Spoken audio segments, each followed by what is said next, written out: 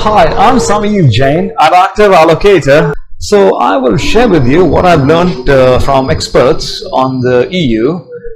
So the EU has seemingly survived the existential crisis of the Brexit vote, the ascent of President Trump, and the rise of the far right across the continent. But the Union and its international influence remains fragile. So while the populist wave may have peaked, but it has certainly not passed. Refugee deals with Turkey and Libya are under threat. The southern and eastern neighborhoods remain turbulent. Europe's make or break question currently is the flow of migrants to Europe and the effect that's going to create. So, having visited many European cities in the past few days, I sense a new sense of dynamism. It's very apparent as European diplomats, policymakers explore potential new ways of looking at the world, new partnerships. And believe it or not, this process is forcing everybody to reset priorities, to develop new goals and strategies.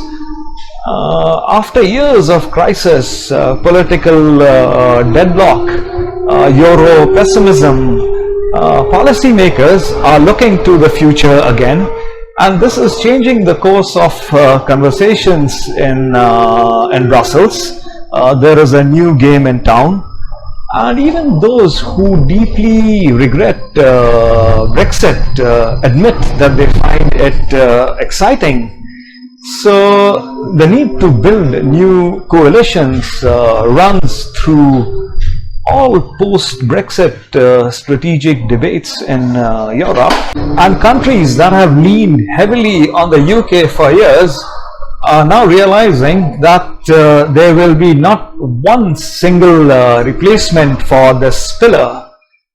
The interesting thing is, smaller EU countries in particular are suddenly looking to identify other member states that have shared hopes or priorities. So if the UK leaves the EU, the political ball game in Europe will change profoundly. It will completely change.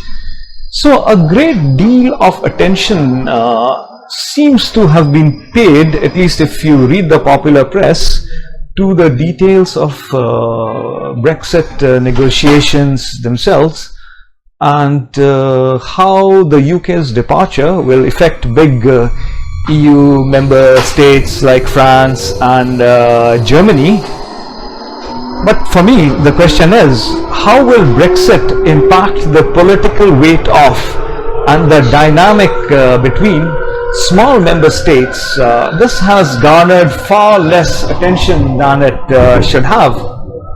So the departure of UK, which is a large liberal northern country, it will change the balance of power in the European Union.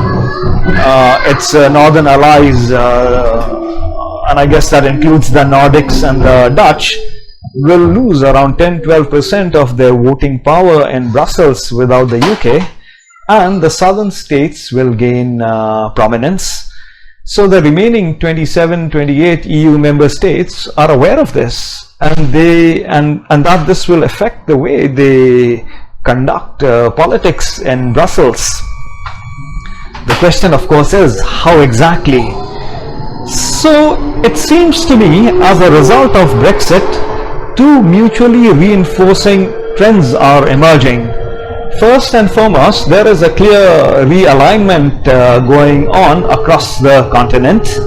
Many EU member states, particularly the smaller ones who have often sided with the UK in the past, realize that they will have to rely more on the coalition building with a broader roster of partners post-Brexit.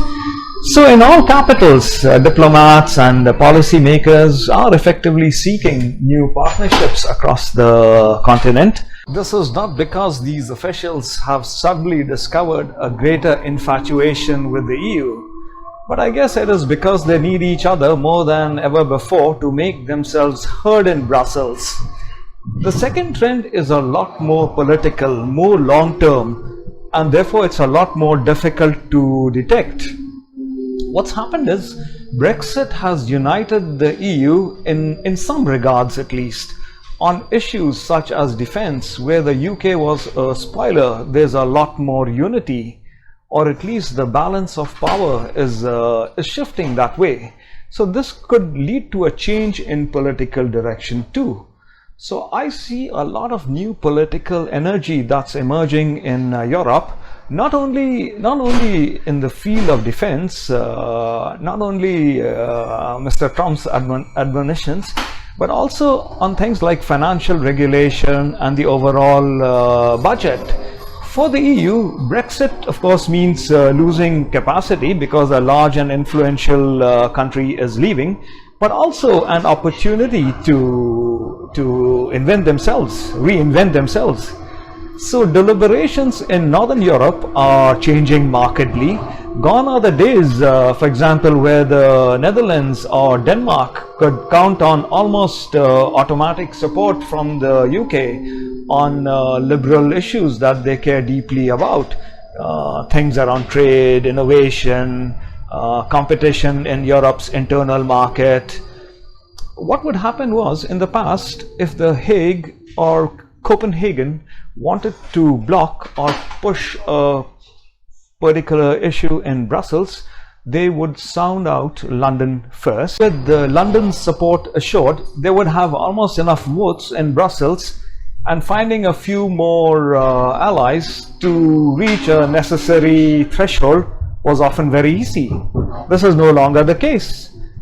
France's President Macron has already suggested that people in the EU would vote the same way as Britain if they were allowed referendums on membership, as well as encouraging similar exercises in most other member states. So a good and unbinding short-term ploy, perhaps, I think. So Europe is moving ahead. The direction of this movement is of course unknown, and obstacles are many. But the political energy seems to be percolating in all corners of the Union, and I find this refreshingly different from anything in the past. Thank you for listening in. I'll keep you posted. Bye-bye.